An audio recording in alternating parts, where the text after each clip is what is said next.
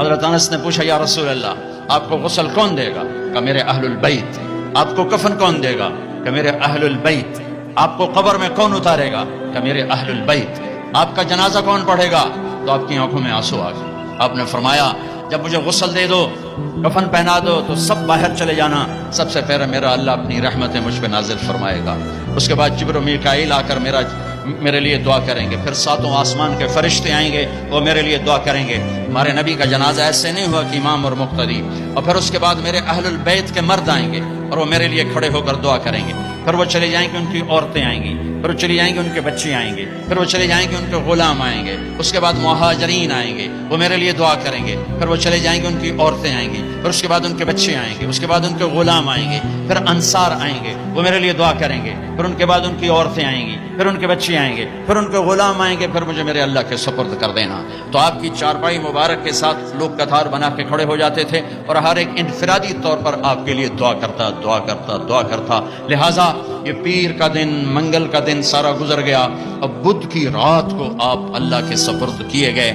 تو جب آپ کو قبر میں اتارا حضرت ابن عباس، حضرت علی نے، شقران آپ کے غلام نے، تو فضل بن عباس نے، تو جب باہر نکلے تو مغیرہ بن شعبہ قبر پر کھڑے تھے، انہوں نے اپنی انگوٹھی اتار کے قبر میں پھینک دی۔ حضرت علی سے کہنے لگے علی میری انگوٹھی گر گئی ہے، نکال لو انگوٹھی، نکال لو۔ انہوں نے کہا ہاں ابھی تو قبر بند نہیں کی، نکال لو، انگوٹھی تو خود گرائی تھی۔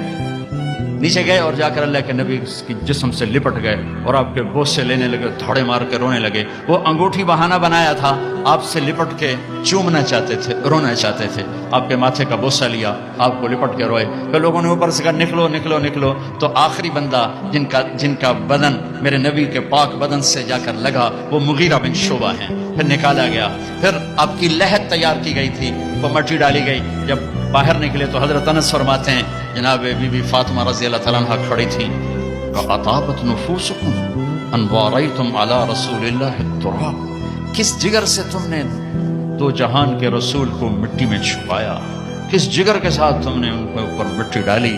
ہاں یہی اللہ کا قانون ہے